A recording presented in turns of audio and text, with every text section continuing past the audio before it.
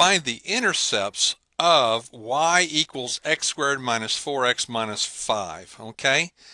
Now, the x-intercept is the value of x when y is 0. Okay? The x-intercept is the value of x when y is 0. That's called the x-intercept. Let me show you how this works, okay? Suppose we have a point right here. What are the coordinates of that point? That's the 0, 0, isn't it? Okay?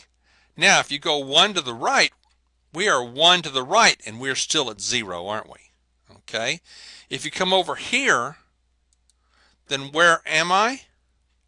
I am 2 to the right, and I'm still at 0. Okay?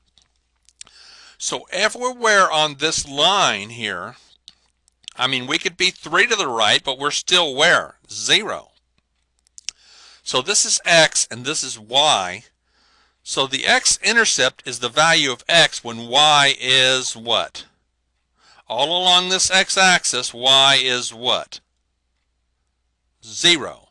So if we want this point right here, I don't know what x is. I mean, you could look at the graph, but if we didn't have the graph, we'd have a tough time, wouldn't we? Okay? If the graph wasn't there, we'd have a tough time seeing this. But y we know everywhere along this line y is 0. So f of x, which is y, is 0. Okay? Here and here. Okay? The f of x or the y is 0 at this point and this point. Okay? So we're going to let f of x be 0, and then we're going to solve this. All right? That's what it means to be to know the x-intercept. It's the value of x when the f of x or the y is 0. And we can use my zero factor property to do this, can't we? Zero factor property? All right, so I'm going to factor that. I'm going to have minus 5x and plus 1x to give me minus 4x.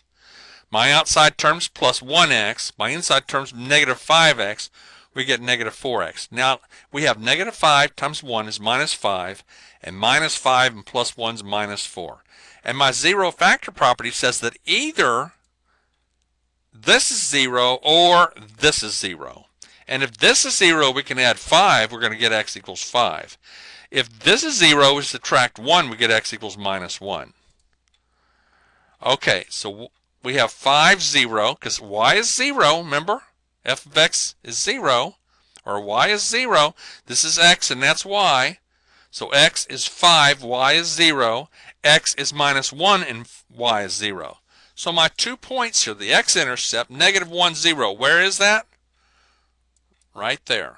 1 to the left, 0. And the other one was 5, 0, which is 1, 2, 3, 4, 5, 0. Okay? So our zero factor property helps us to identify the x-intercepts. Now, what the heck is a y-intercept? Well, it's the value of y when x is 0. When x is 0, we're going to put a 0 here and here. It's going to be 0 times 0 for x squared, 0 squared, minus 4 times 0.